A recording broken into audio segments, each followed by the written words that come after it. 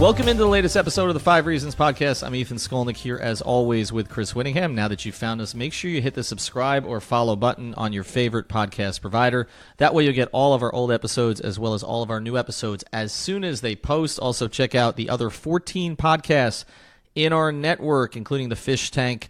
That is our Dolphins Stories podcast with O.J. McDuffie, former Dolphins MVP receiver, and also Seth Levitt. And also check out 5 Rings Canes with Josh Darrow, David Lake, and Andrew Ivins on the Miami Hurricanes. All right, today, as we're preparing for a Miami Heat watch party where the Heat are going to end up with the number 1 overall pick, or not. Probably not.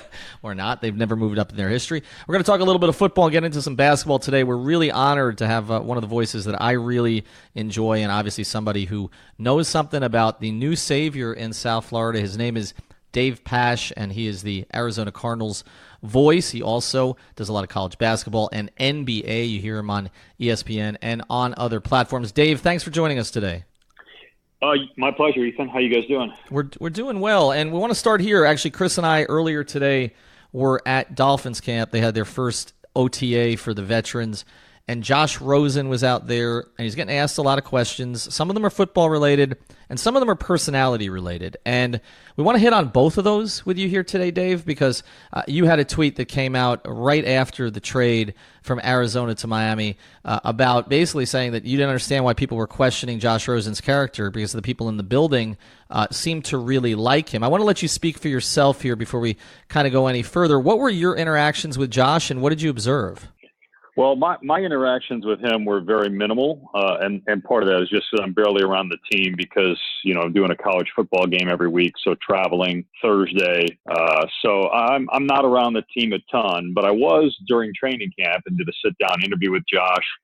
And, being with the team for almost 18 years now, I have a great relationship with a lot of people in the organization and work for the organization. So I'm around enough overall. But so my opinion is my opinion, but it's also the opinions of a lot of people that are in that room or in that building, from either coaches, people in the front office, ownership, public relations, broadcasting, you name it. And universally, there was nothing negative about Josh. Everybody thought, first of all, that he was put in a crazy situation last year. The first time he takes the field is in the 2-minute drill in the fourth quarter against Chicago after Sam Bradford had fumbled the ball and was lying on the field motionless, not because he was injured, but because he was distraught over his turnover. And Steve Wilkes, first-year head coach, calls upon Josh to go into the game and try to win the game. So you're asking a lot of a rookie in that situation. And then a couple games later, your offensive coordinator was fired. Obviously, eventually the head coach is fired. The offensive line was injured throughout the year. You had no receivers. Christian Kirk, who was probably Josh Rosen's favorite target next to Larry Fitzgerald, goes down, maybe 6 games left, and he misses the rest of the year. So it was an impossible situation for him to succeed last year. So let's just, in terms of his performance, that's the first thing. But in terms of who Josh is, again, my interaction with him was in training camp mostly, occasionally when I would see him in the meal room at the hotel. But his teammates liked him. The coaches liked him. Josh is different in the sense that he has, he thinks a lot. There was a story about being on the tarmac and someone is sitting behind Josh, and Josh makes a comment like, we have all this, we have incredible evolution of travel in our country, yet airplanes seem to be getting worse. It was actually pretty interesting as he was sitting there staring at a plane. So, he thinks about other things. He has other interests, but he obviously loves football. He worked incredibly hard. Charlie Casserly had a report that, I don't even know if it was a report or an opinion, that, he would leave early and wouldn't work hard and was known for a poor work ethic. I never saw that. I never heard that. I even asked after he was traded, people that traded him, like, is there anything that I don't know? Was there anything that maybe I didn't see or others didn't see that you guys saw? And they said, nope. This had nothing to do with Josh. It was all about, they felt Kyler Murray was a once-in-a-lifetime type player that could change the franchise. But I know a year ago, they were saying similar things about Josh. So, but I can tell you guys just from, again, all these people that have talked about Josh on the record, off the record, there was nothing negative about him. And I think Dolphins fans would like to hear that. I think so far in our limited experience, that has been the case. But you obviously commentate on all the games, so you watch all of them up close, and you described that situation that might have been impossible to succeed in, particularly that early throw into the deep end of leading a 2-minute drill as your first NFL experience. Can you describe to us the 13 starts that he had, and just in general how his season progressed? Did you feel like he was getting better, or did the situation prevent that? Well, I thought, the game in Green Bay, the fact the Cardinals had not won at Lambeau and he engineered that win, that does say something about him. I know that was, the end of the Mike McCarthy era and the Packers were a mess, but still, it was snowing sideways in the middle of December, and Josh Rosen led the Cardinals to a victory at Green Bay. I do think he regressed some as the season went on, but I also think that ties into the fact that, again, Christian Kirk was out and their offensive line was decimated by injuries. And, again, at that point, too, in November, December, I think we all knew that there was going to be a coaching change. And, after 1 year, the offensive coordinator again had been fired. It was just a situation where, even if you had a veteran quarterback, you're asking a lot for him to succeed. The other thing about Josh, too, that I think everybody appreciated and I think won him over in that locker room is just how tough he was. And it is. I mean, he got smoked. And he did that at UCLA, too. He got hit a lot and he would bounce back and not let it bother him. When you look at the numbers and you see the 4 pick sixes, obviously that stands out. He made a lot of rookie mistakes, but he showed at times great accuracy, arm strength, intelligence, and toughness. And those are things that I think will help him in Miami become successful. So, Dave, where do you think it came from? Because, it's one thing to, as you said, for a regime to decide, look, we like another player better. And new coach comes in after the kind of failure that the Cardinals had last year with one year under the previous coaching regime. I know that the front office, that some of that stayed the same, but new coaching staff comes in, guy who's a quarterback guru, has a right to choose his own guy. We don't see it happen very often, but it does happen. And usually it's just about the football. So why do you think that all the quote-unquote character stuff started to come out and it wasn't from the Cardinals organization, it came from the outside. Why do you think that was out there? Yeah, it's really interesting. It's like there was a carryover from some of the erroneous things that came out of UCLA, whether it was Jim Mora or other members of the athletic department or other people on the coaching staff or boosters. I'm not sure, but the national perspective and perception of Josh didn't seem to change at all from what was being said about him at UCLA and around the draft, and one of the reasons he dropped in the draft. But the narrative locally, again, was exactly what I'm telling you. It's pretty universal locally that what was said at UCLA and what we saw here in Arizona were two different things. So I don't know if it just didn't catch on, if the story just didn't catch on, or if there were other people that still had concerns about him from UCLA. And I'm sure that's a lot of it. I mean, the teams do their scouting reports and they rely on those scouting reports even often years after a player has gone through the draft process, because they did the interviews with them, they did all their film study then. And so sometimes, a lot of the first reactions are stuff that's just based on, what their draft report said about them. So I think all those were factors. But, again, when I go and ask people off the right, is there something I missed? Were there things that, you guys were just trying to do to facilitate a trade? Was there something that happened during the season? Something, did he say the wrong thing? There was nothing. So, and again, once the trade is done, a lot of times that's when maybe the truth will come out if there was anything that was being hidden, but that was not the case. So what was the feeling in Arizona as this was all going on? Because it's a bit confusing, as Ethan said, that you would replace the number 10 overall pick with the number 1 overall pick at quarterback. But like you said, that the feeling from the Cardinals front office was that this was a generational player in Kyler Murray, and they certainly have reason to believe that. But what was the feeling amongst the fan base after this year? Obviously, the coaching change sort of affects the perception of things. But was there confidence that Josh Rosen could have turned this around in year 2 and still had the trust of the fan base and the belief of the fan base? Or do you think that for the most part, this group of fans was, we want, Kyler Murray is there, we like Kyler Murray, let's bring him in, and and Josh Rosen, we gave it a year, but we're done with it? I think fans are lukewarm, honestly, on the Kyler Murray thing. I think, again, it's more of a story nationally. I'm not saying that people aren't excited here. I think the Cardinals are excited, and all the things I've heard about Kyler Murray are really good. And I had one of his games last year at Oklahoma, and think that he's incredibly talented. I still think that people felt that Josh would have success this year, that he was going to take that next step. But I also think that, Kyler Murray brings something unique, a skill set that's different, that is going to get people excited. It's going to help attendance. It's going to help TV ratings. I mean, I think, I'm not saying that those are reasons they drafted him, but, I don't think that there were a lot of people excited about the offense. And I also think, too, Steve Keim, who knows what his future would have been like if the team, goes 5-11, has a 2-win improvement, and Josh Rosen shows a little bit of improvement, but the team is a ways off. If Kyler Murray has success and you still only win 2 more games, you're the guy that drafted Kyler Murray. You're the guy that hired Cliff Kingsbury. It's almost like it's a reset for Steve as the GM. And I think he probably said, you know what, I don't know how much longer I have here. I think he wanted to take Russell Wilson back in 2012 and didn't pull the trigger to move up in the 3rd round to do it because there were questions about the height. And he also at that point didn't have full control.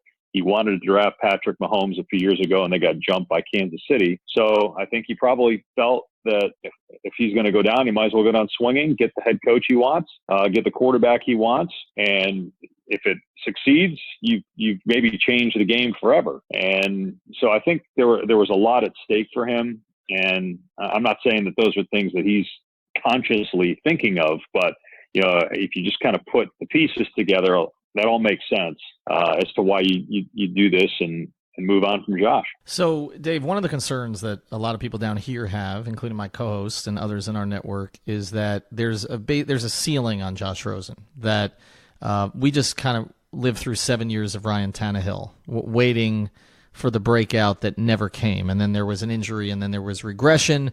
And, now it just looks like we wasted a lot of time on a bad marriage, basically.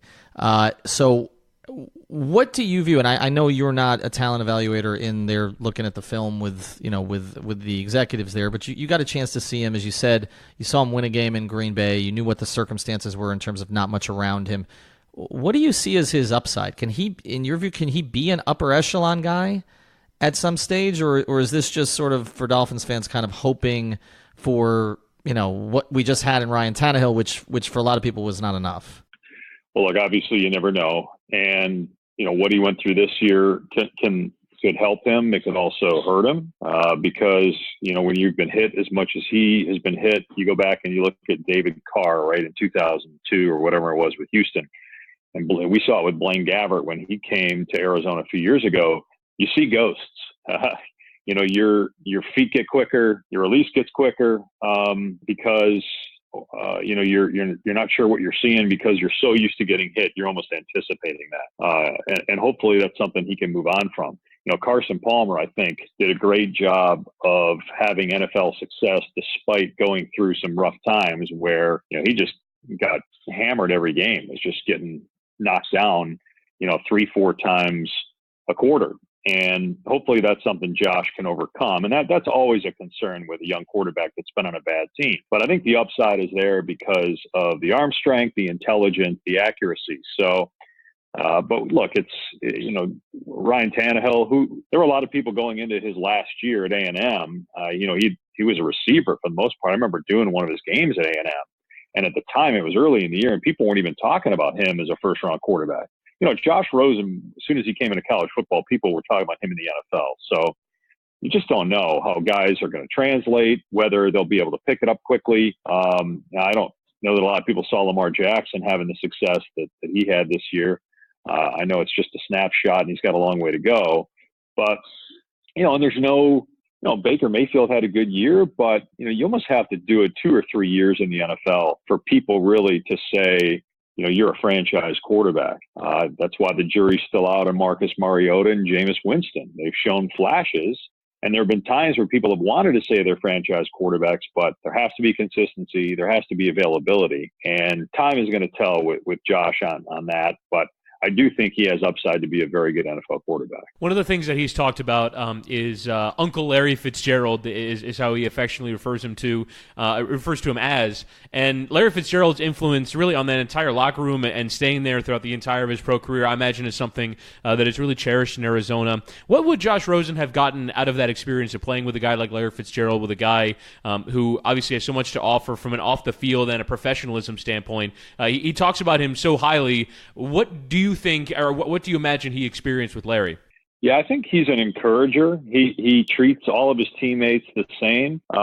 He practices hard. He studies hard. He is very inviting. He's a great teammate. And, when you have a Hall of Famer that treats a rookie quarterback that way, it encourages you and makes you feel comfortable and welcome, and that goes a long way. If you know your best player is on board, that's huge for a quarterback. So I think a lot of people feel that way about Larry. Just, his tenure with the franchise, what he's done as a player, the type of person he is, the type of teammate he is. And so I'm sure that will certainly help Josh going forward, knowing that, hey, if I can win over Larry Fitzgerald, player with his resume, then, I can succeed with anybody. So I think, a lot of people have had that experience with Larry. We'll get back to today's episode in a second, but first I want to tell you about one of our new sponsors here in the 5 Reasons Sports Network, and that is the attorneys at Seltzer Mayberg. Find them at onecalllegal.com. That's O-N-E, calllegal.com, or actually call 855 5000 Law LAW. They handle cases including but not limited to car accidents, slip and falls, and any personal injury matters. Additionally, if you mention 5 Reasons, they will handle your traffic ticket for $44.99 with a new 15,000 square foot office opening on I-95 in North Miami. They will handle cases all over South Florida. Call now with 24/7 service for a free consultation. OneCallLegal.com or 855-5000 Law. The attorneys at Seltzer Mayberg, a proud sponsor of the 5 Reasons Sports Network.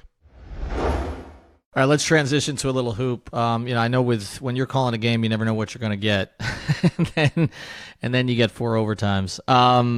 Could you get into a little bit of sort of calling that particular game, that experience? Because I found that to be kind of a basketball junkie series. Not one that I think the casual who's just sort of waiting for LeBron to finally appear is into, but people who really love the game were kind of into a lot of the pieces and how those two teams competed against each other, how close it was.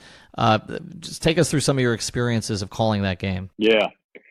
It was a lot of fun, and you never know when you go into a game, obviously what you're going to get, but you certainly never expect anything to go beyond an overtime or two. But that just felt like that game was never going to end. That even when Jokic missed that free throw in the 4th overtime, like the assumption was, oh, he's going to go to the line and make them, and we're going to go to a 5th overtime. It's funny because our whole crew, we went out to breakfast at about 2 a.m. because we got back so late and nobody could sleep. We were just all still jacked up from the game. So we're like, you know what? We all have early flights. Let's just go get some breakfast at 2 a.m. So it was a fun experience, and it was. Give Denver a lot of credit for coming back after that and winning the next couple games. But I think that showed too kind of, where the Blazers are as a franchise.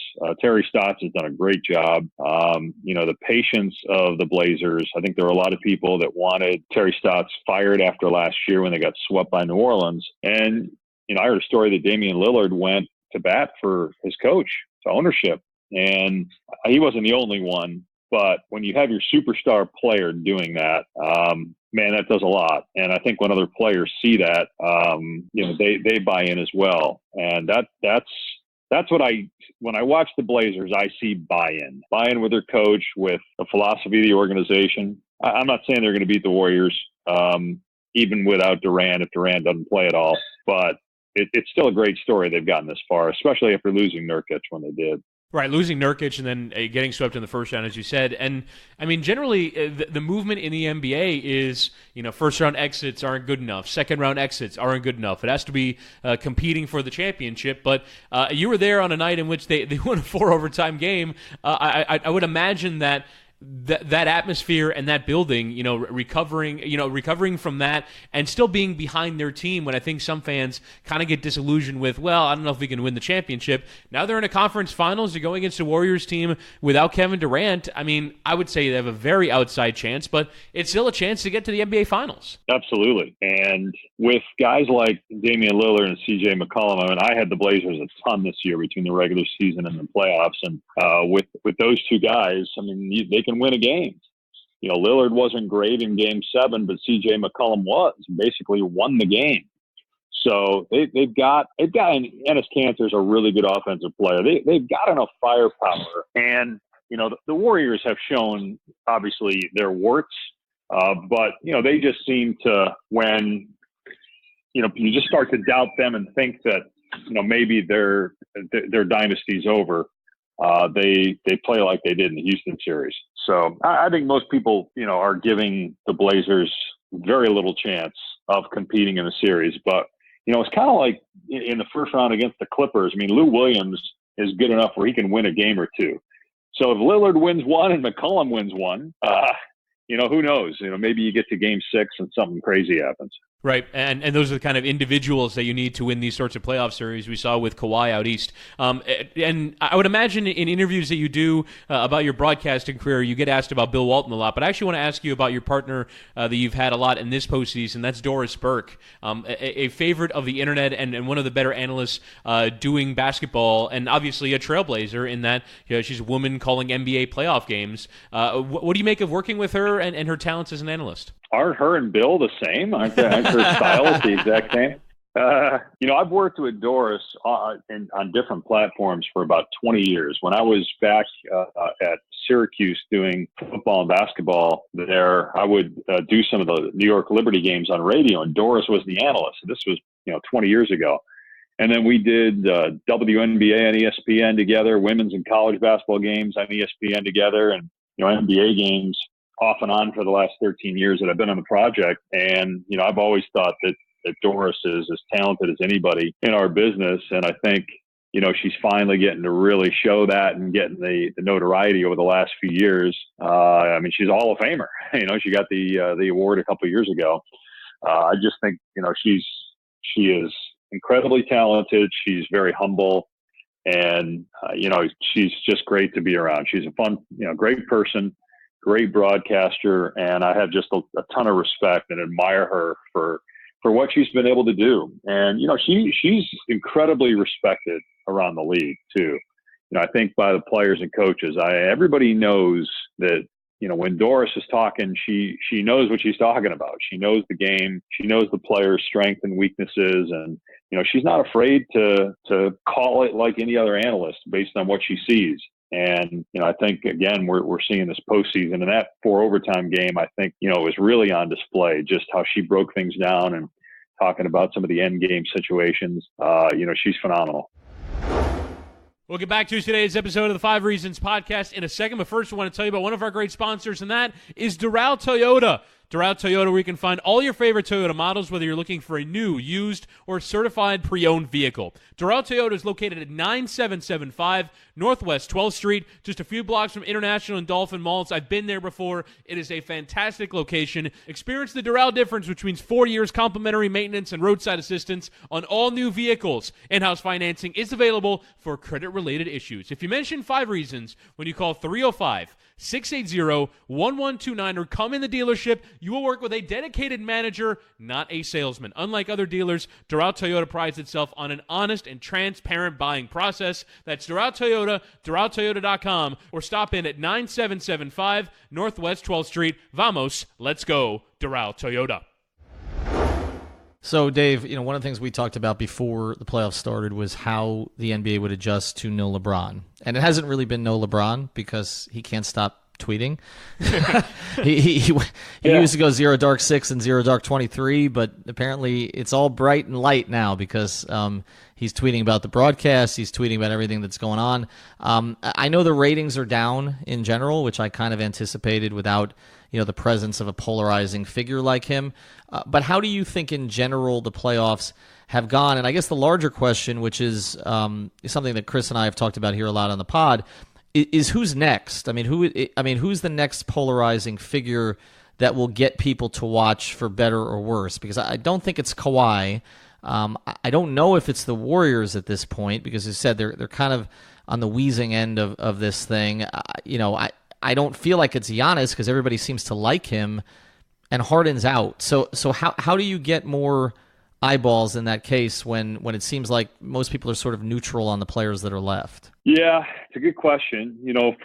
For someone like me that, covers the league and loves the league, I thought the conference semifinals was a phenomenal round. The first round, just with the lack of game sixes, wasn't great. But I thought this last round, there were just some great games, some great finishes. We already talked about the 4 overtime game, the game 7 game winner by, Kawhi, the way the Warriors played in the last couple games against Houston. The second round was great. And I hear what you're saying. You got Toronto and you have Milwaukee. So you have a small market and a Canadian franchise. You have the Warriors, who I think a lot of people are tired of, just because year after year they're here. And then you have, the underdog Blazers, and again, a small market. So I get it. And you've been used to LeBron the last 8 years. The Celtics are gone. The Sixers are gone. The Clippers are out. The Knicks obviously are out. So, I think the future is probably Zion Williamson. I think there's more eyeballs on the draft lottery than maybe some of the playoff games, just because of it's a potentially game-changing player.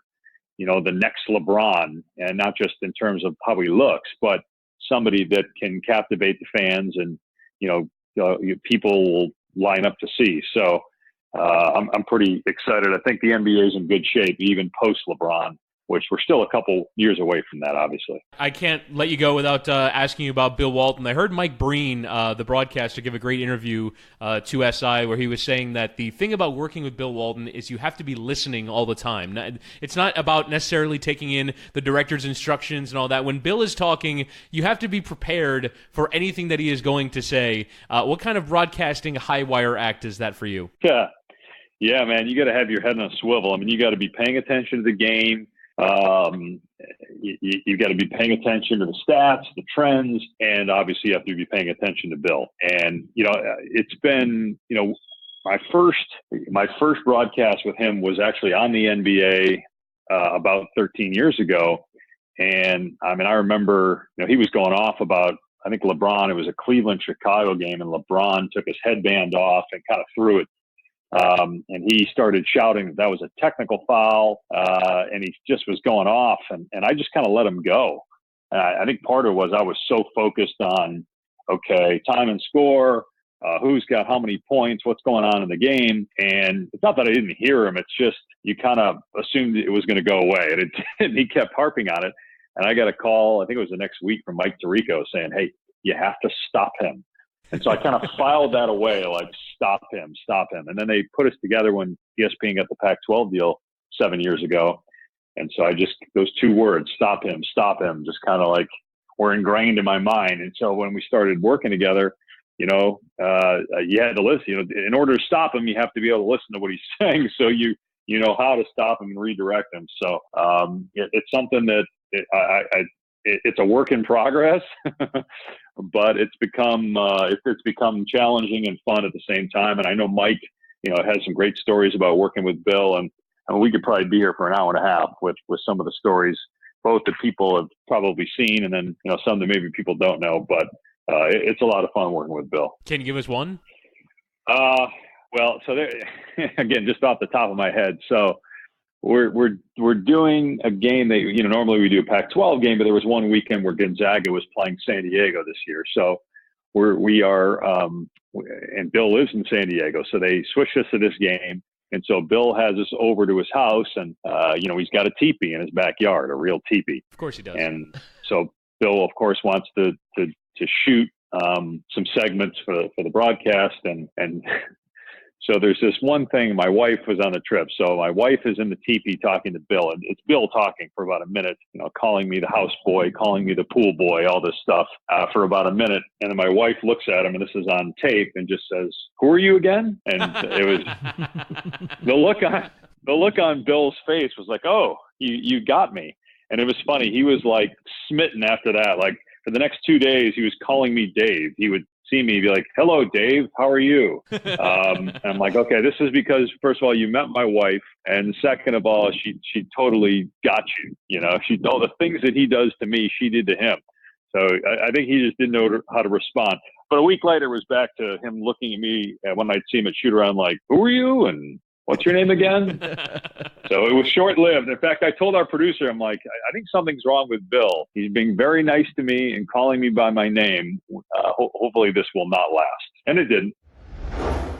We'll get back to our episode here in a second, but first I want to tell you about a great new sponsor of the 5 Reasons Sports Network, and that is ShipYourCarNow.com. These guys can move any car, boat, RV, motorcycle, or equipment anywhere you need worldwide. You have a business and need to ship freight or machinery? Call them. College moves, new car, used car, buying the toy you've looked at for a while? Call them. These guys can ship it all, so give them a call. Here's the number, 1-800-264-4644. That's 1-800-264-4644, or visit shipyourcarnow.com/5 reasons. Also, make sure to mention 5 reasons on the phone. I wish they'd had this when I was going to college. This would have been great for me. I needed to get my car down from Baltimore to Florida. I ended up taking the auto train. You don't want to take the auto train. Ship your car, fly. No job too big or too small. Ship Your Car Now moves it all. All right, Dave, we want to transition to tonight. Some people may listen to this after the lottery, but I said we have a big lottery party tonight where the Heat, with their 1% chance, are going to make Pat Riley a genius again and get Zion Williamson. But obviously you do a ton of college basketball, so you know a lot of these players. I'll start here with Zion and then move to a couple of the others. What is his potential in the NBA? Is he a LeBron? Is he just a cornerstone piece? What do you think he can be? No, I think he could be LeBron in the sense of changing a franchise and being somebody that, you know, can be the face of the league.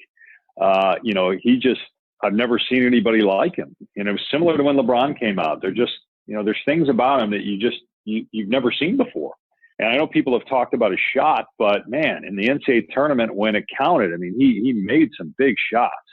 I think his love for the game, his passion for the game, just how he plays above the rim. I mean, it's everything you saw in LeBron James. And so that's why I think that, you know, there's so many eyeballs on this, because it's the future of the NBA. I think Ja Morant, you know, is up there too. I think there's some uniqueness to him, but he's just not at a level of Zion. And, you know, I would have loved to have seen him play a full year. But that injury, I mean, just like the way that happened, where his foot blows through the sneaker. I mean, even that was captivating and led to hours upon hours of sports talk about him. So I just can't wait to see who gets him, because whoever does is, you know, going to be a team that's going to be getting a lot of national TV games next year. And I think, again, he's the future. He's the future of the game. In South Florida, we just hope it's not Cleveland. All right, last one. I feel like Heat fans have kind of switched from I hope it's not the Knicks to we hope it's not the Cavs. That's where the rivalry has turned here. Give us one player before we let you go. One player in this upcoming NBA draft that you saw this year that you like maybe more than a lot of other people do. I mean, I saw Gonzaga a couple times. I mean, they've got a couple guys. I'll say this: there was a guy that I only saw play on television because he got hurt, but we had their team a ton, and he was at practice a lot and talked to the coaches about him a lot, and that's Bol from Oregon. You know, talk about Zion and Ja Morant doing things that we haven't seen a lot of, certainly with Zion. I think Bol is similar in that way. You know, there was a game against Syracuse early in the year where I think he had 35 or 36. I mean, he's out there at 7'2", handling the ball, shooting threes. I think he's a guy that, you know, you certainly, when you have a foot injury and it's it's a concern, but he's somebody that may go, you know, between 10 and 15 that ends up becoming, you know, an all-star in a few years if he stays healthy. Other than that, doing mostly Pac-12 games, I did not see a lot of great NBA talent this year. There have been years when I have, you know, with UCLA, and I remember Lauri Markkanen, and I thought Lauri Markkanen was going to be great just from watching him in Arizona. and he has been. And I also, conversely, did not think Markelle Fultz was going to be very good, and that's kind of how it's played out. But it does help when you've seen these guys a lot. But unfortunately, I didn't see too many of them this year, so sorry, I can't really help you. No problem. Dave Pasch, thanks for joining us. Really appreciate it. The Josh Rosen stuff's great because I do think that there's hope down here, and maybe it is because of 7 years of Tannehill, but it's kind of like we are a dead sports town right now, Pasch. I know in Arizona, with the Cardinals and the Suns, it has not been great for a long time, but here it is. We were trying to figure out who the biggest sports star is in South Florida, and we decided on Sasha Barkov, who could walk through the mall and nobody would know who he is. So we're hoping Josh Rosen is Chosen Rosen, which is one of the nicknames we've given him down here. It's not Steve Goldstein, the voice of the Panthers. He's not the biggest celebrity, and Goldie. Not only, hey Pasch, not only is Steve Goldstein the biggest celebrity down here, he is part of the 5 Reasons Sports Network. He hosts our Panthers podcast. So we'll go with that. Goldie's the biggest star in South Florida sports. We'll take it. Dave, thanks for joining us. Really, really appreciate it. Hopefully we can do it again soon. Yep. Anytime, guys. Take care.